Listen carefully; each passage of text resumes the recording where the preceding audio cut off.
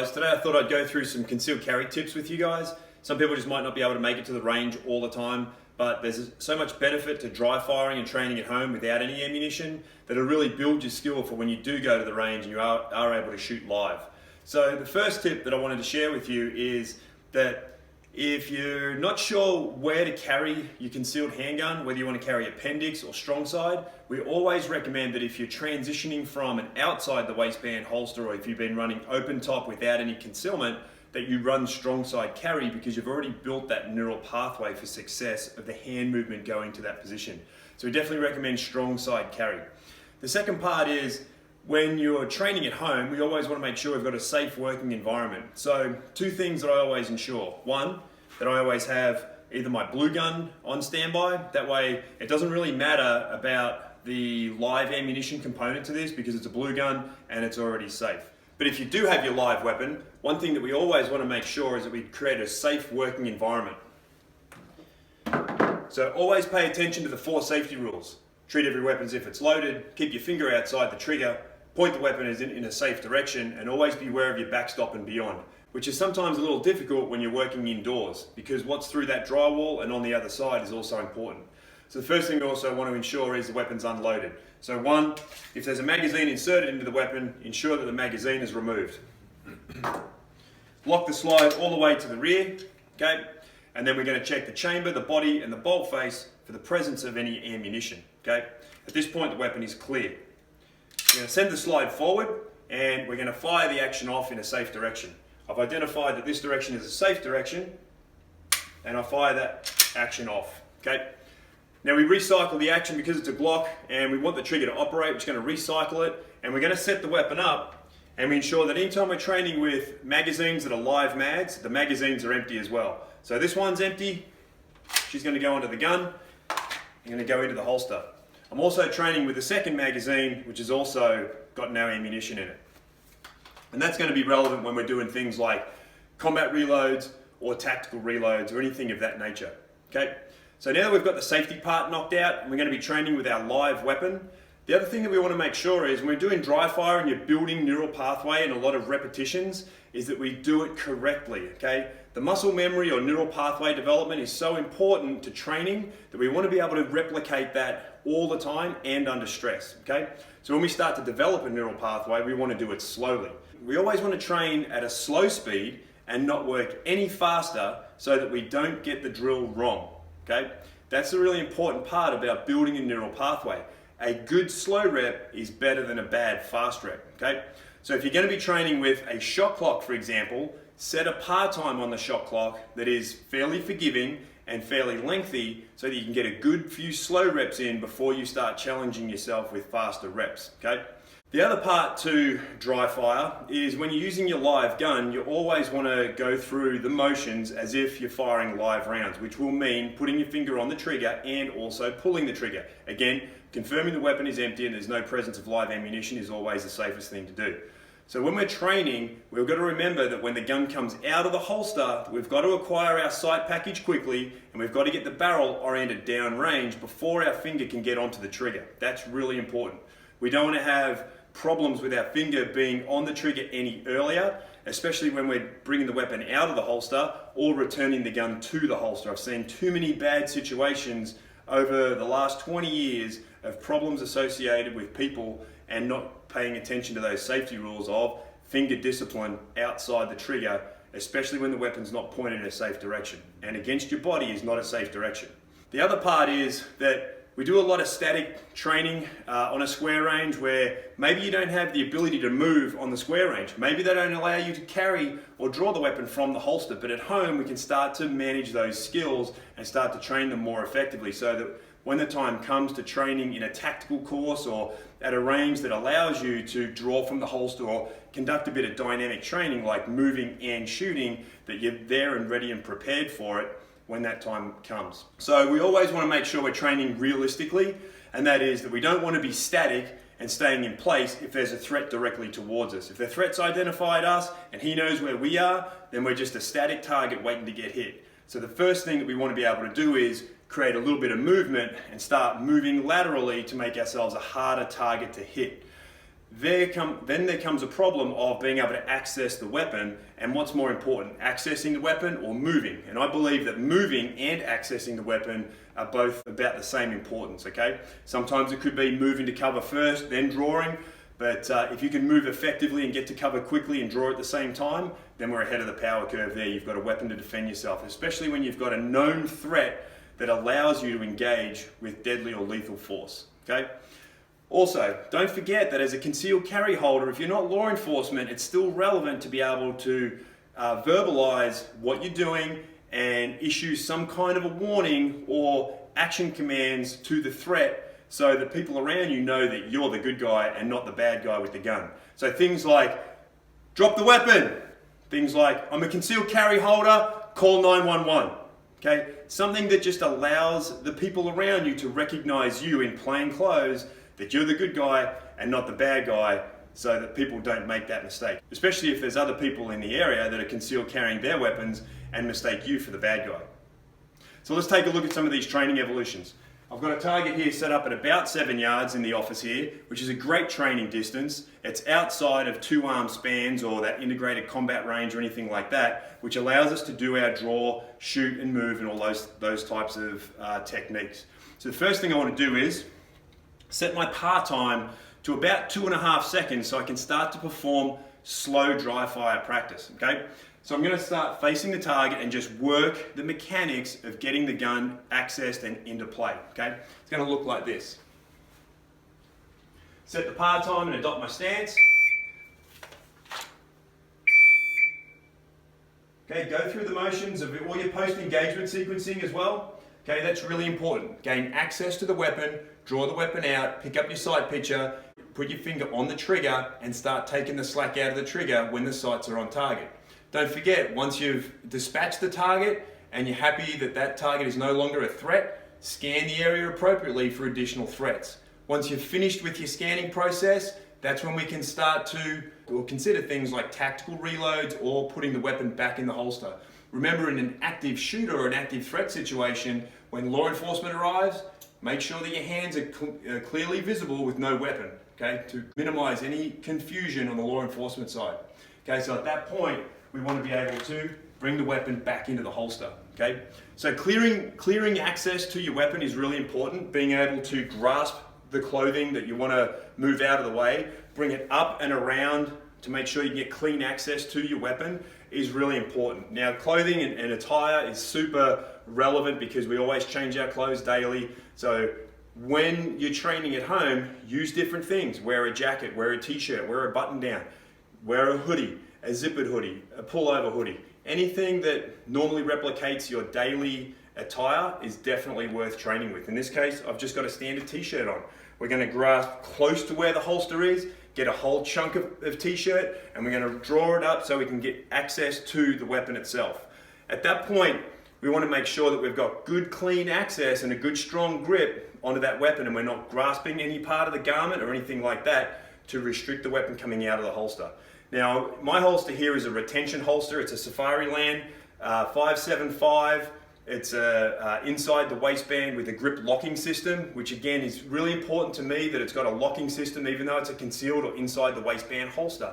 That means that if we get into a hand-to-hand kind of fight, or we're tussling and rolling around on the ground, grappling and trying to put that person into some kind of compliant position, that if he does happen to gain access to my pistol, he can't bring it out of the holster as readily as with an open top holster. He's got to be able to disengage that locking mechanism before he can take hold of it. Those types of things sometimes can be an afterthought to people, but are really relevant, and oftentimes people don't want to train with that because it doesn't make their times very good when they're out on the range. So all of these are considerations to your concealed carry situation, and then how your performance is on the range, okay? Whether you're filming a 30-second Instagram or whether you're actually training for reality, which is carrying all the correct stuff in all the right places and being able to train realistically for the time on the street, okay? That's important.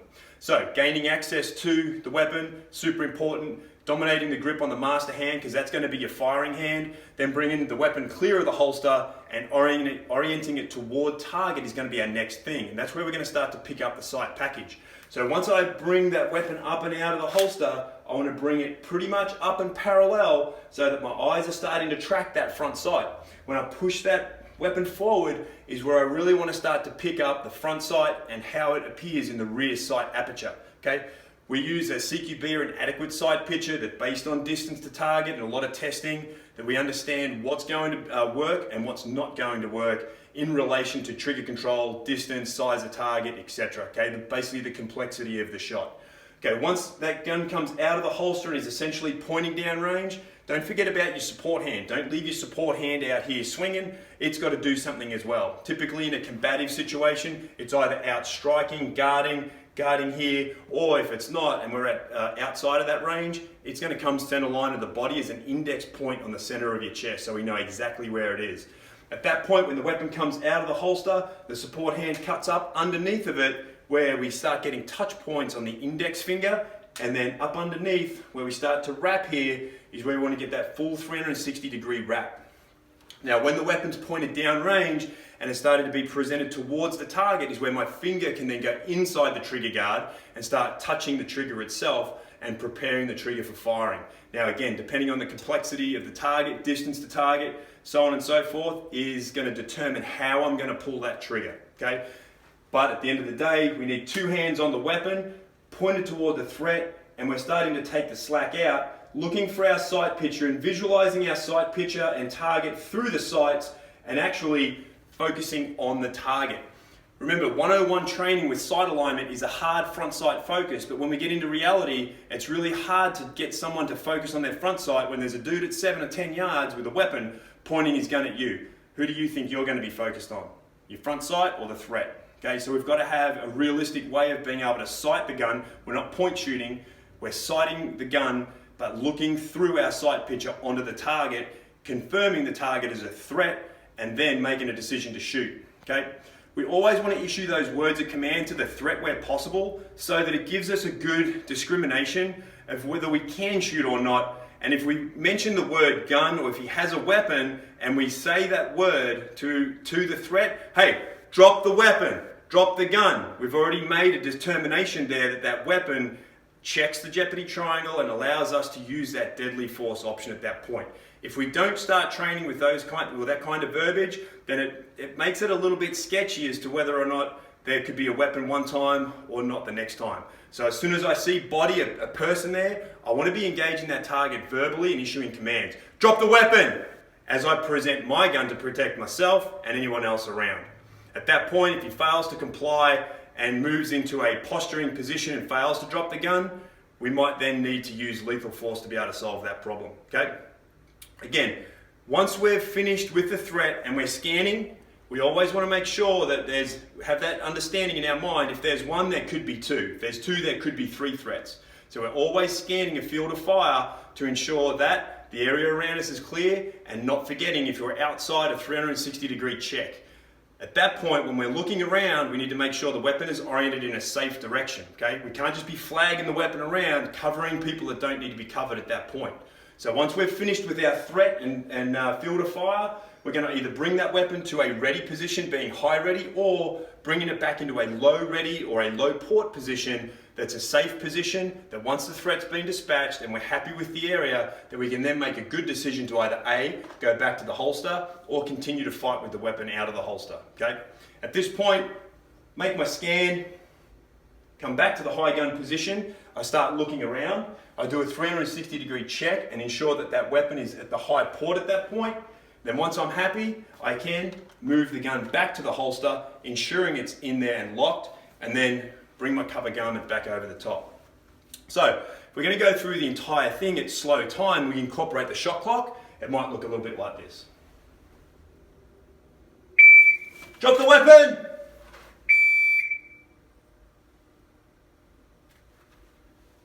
Call 911, I'm a concealed carry holder.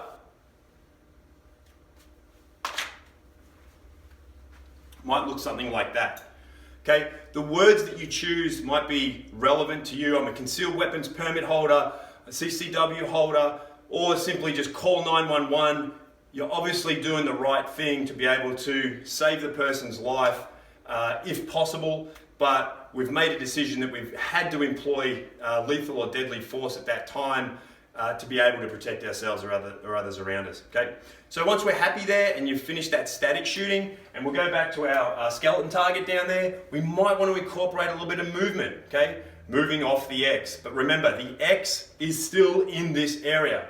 Okay, just because you've stepped sideways doesn't mean that you're off the X. Okay, the X is the entire area that you're susceptible to this threat from, whether you're behind cover or not. You're still on the X. Okay.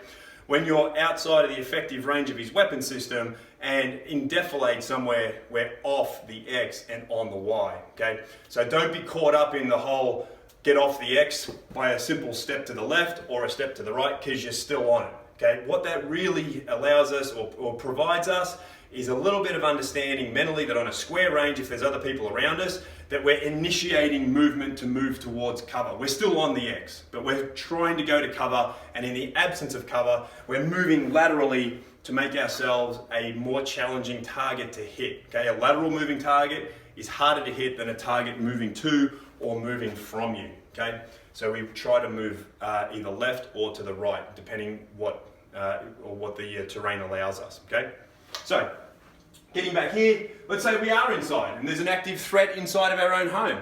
I've got an exit point right here if I need to take cover. There's the threat down the end of the hallway. As soon as I identify the threat, I bring my weapon out. Drop the weapon! Drop the weapon! Okay, he drops the weapon. Okay, call 911. Okay, we're in an office environment right now. Call 911 and we can hold on that person or move toward that person and start to disarm, etc., etc. Okay, so we've got options, whether you're in an office space, whether you're at home invasion type scenario, or whether you're out in the public and you just happen to be in the wrong place at the wrong time. Okay, so we just want to reflect on what we've covered there. First of all, we want to make sure that when we're training, if you've got the opportunity to train with a blue gun, again, it's very safe, still provides us with an element of realism in that we've still got a weapon, even though it's a plastic blue gun. But again, we don't have to worry about the direction of the weapon or anything like that. It's a blue gun, although we always treat all guns the same. We're not going to point those guns necessarily at anybody else. If you're training with your real handgun, again, no live ammunition, good clearance procedures, ensures that we don't make any mistakes at home. Okay. The other part is that we want to make sure that we're training nice and slow before we train fast. Okay. When we train slow, we're developing that neural pathway for success. When we've got the weapon out of the holster, access or clear the garment and out of the holster, remember, sight picture, sight alignment, trigger, finger goes onto the trigger, okay? Pretty much in that order. We don't want to get that out of sequence. So we've got the weapon pointed down at the ground or still in our holster as finger goes onto the trigger. It's got a clear point down range as finger goes onto the trigger as we're finalizing our sight picture down range. Remember, a little bit of movement if we're advanced enough to be able to do that. But remember, if we're starting to move, things are going to be different. So when we're starting at general training, train static, then increase the difficulty by moving after that. The last piece on your post-engagement sequencing, ensure that we're issuing commands to the threat to drop the weapon, that we're also remembering after the threat's been engaged that we initiate with call 911 and make sure that you look like the good guy to everybody else, in which case you should be, okay? Don't forget scanning the area, looking for multiple threats, and then bringing the gun back to the holster as the final thing, and considering taking cover and obviously staying in that area for the police to arrive, okay? Whether you need to have that weapon out covering the threat or whether you choose to go back to your holster is going to be the decision that you make on the day, okay? So that's going to be about it. Quite a few tips there that we've covered and a little bit of practical. So get out onto the range and practice them. And don't forget, visit our website at www.redback1.com. Check us out on Instagram and Facebook and sign up for our classes so you can learn the latest in carrying safely and carrying concealed on the street.